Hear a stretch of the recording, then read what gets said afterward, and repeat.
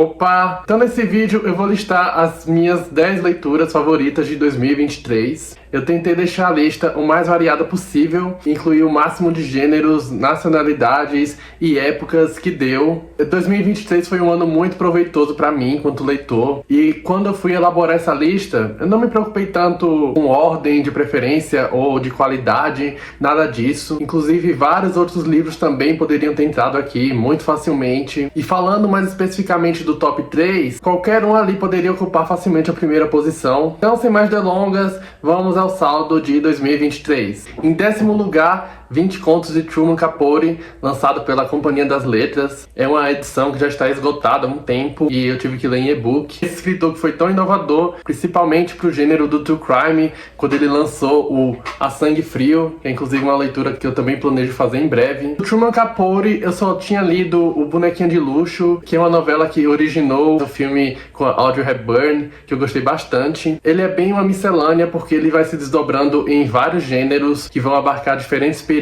da produção literária dele. Então nesse livro você vai ter histórias de visita de amigas, um acontecimento muito específico numa festa, até mesmo histórias de assombração, mas tem uma coisa em comum que une ali todas as histórias, que é a classe do Capote. Capote, ele era sempre muito classudo. Em 9º lugar, Madame Bovary, do Flaubert. Ele é um drama que, embora muita coisa aconteça ali no psicológico dos personagens, ele vai encontrar maneiras de expressar aquelas sensações fisicamente, como aqueles picos de emoção, eles vão ser sempre encenados, que é justamente um dos motivos que torna esse livro aqui tão significativo. Um dos outros, é claro, é que ele construiu no Madame Bovary uma heroína bem exagerada, dramática, que desperta tanto a empatia quanto a aversão. Essa mulher que vive em penitência por ser insatisfeita com a própria vida. Eu fiz um vídeo sobre esse livro, vou deixar o link aqui embaixo, caso você tenha interesse em assistir. Em 8º lugar, eu coloquei O Cheiro do Ralo, do Lourenço Mutarelli. Então você vai ter aqui a obsessão pelo controle de um fulano que tem uma loja onde ele compra objetos usados. E grande parte da trama vai acontecer com esse cara obcecado pela bunda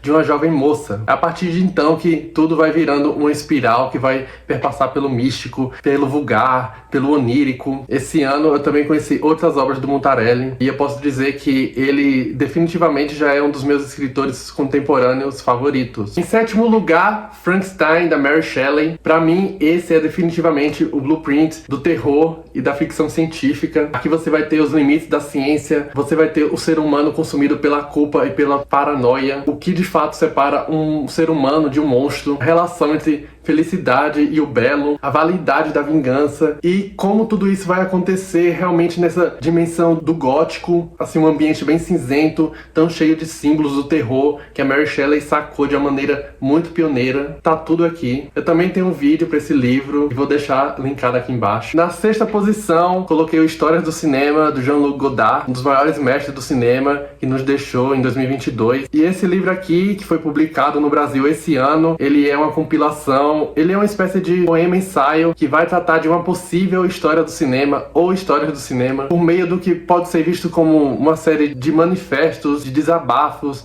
de confissões, de especulações, de considerações pessoais. O grande entendimento no cinema, nesse livro do Godard, acontece então através de insights. É um texto que, embora ele não seja uma grande novidade para quem já conhece os filmes do Godard, ainda assim é muito válido você ter um compilado de um homem que entendeu tanto dessa arte. Enfim, incrível. E agora, já entrando no terreno do top 5, portanto, em 5º lugar eu coloquei Os Só Garotos, da Pat Smith. São as memórias dessa grande musa do underground. Você vai ter essa utopia de um encontro que vai ditar para sempre a trajetória de uma jovem que vai ali para Nova York nos anos 60, porque ela quer virar artista. Nesse caso, obviamente, estou falando da Pat Smith, que é um relato autobiográfico. Então você vai ver como esse encontro vai ser definidor, tanto pessoalmente quanto artisticamente para Pat Smith. Ela é uma escritora sem igual, ela tem um lirismo muito sincero. Esse livro também é um documento muito valioso ali pro nascimento da cena punk nos anos 60, 70. Também tem um vídeo sobre ele, vou deixar aqui embaixo. Em 4º lugar, Querida Kombini, da Sayaka Murata. Toda a sutileza da literatura japonesa. Ele é um best-seller internacional, ele fez muito sucesso há uns anos atrás. sociais. Ele vai falar muito da relação moderna com essa conformidade que a sociedade desenvolveu a respeito da rotina, das relações interpessoais, das relações de trabalho. A protagonista é essa moça da Tóquio contemporânea, que é totalmente atípica, e ela se vê tentando simular uma normalidade para se encaixar ali na sociedade. Eu tô preparando um vídeo mais completo sobre ele e entrou os 45 do segundo tempo, porque eu terminei de lê-lo essa semana, inclusive. Finalmente, o top 3. Portanto, em terceiro lugar, eu coloquei o Kindred, Laços de Sangue, da grande dama da ficção científica Octavia E. Butler. É um livro americano, lançado nos anos 70, e foi outro que eu li esse mês, que já entrou no top 3. Ele vai tratar sobre essa relação de trauma geracional, sobre as cicatrizes da escravidão, tudo focado nessa moça negra que vive ali nos Estados Unidos, nos anos 60, que acaba sendo transportada para o período escravagista ali das plantations. Também tô preparando um vídeo mais aprofundado sobre ele, deve sair também no começo do ano que vem. Enfim, foi mais uma leitura arrebatadora. Em segundo lugar, o Guerra e Paz, do Tolstói, esse épico de guerra e de amor, sobre como o peso do conflito ele acontece de fora para dentro, de dentro para fora, tanto as batalhas napoleônicas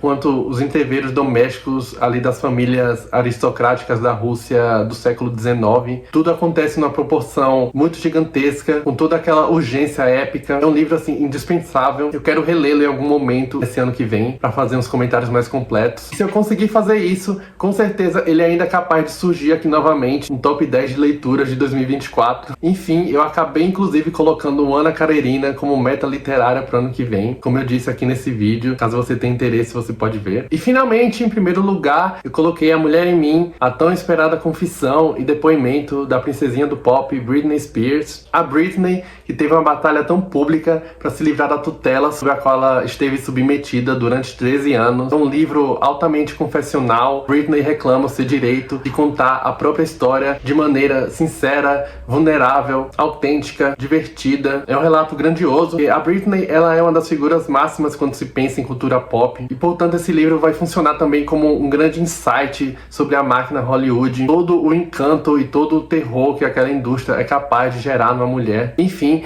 primeiro lugar das minhas leituras de 2023. Esse foi, inclusive, o primeiro vídeo que eu fiz aqui pro canal. Se você tiver interesse também de assistir, vou deixar linkado lá embaixo. E esse foi o top 10 de leituras do Aterro Digital. Me conta aqui se você já leu algum desses livros, ou se você ficou interessado em ler. Eu vou gostar muito de saber. Se você gostou desse vídeo, curta, comente, compartilhe, se inscreva aqui no canal. Vou ficar muito feliz com isso. Em 2024, eu tô planejando ainda mais vídeos sobre livros tão variados quanto os dessa lista. Feliz ano novo pra todos. Até mais!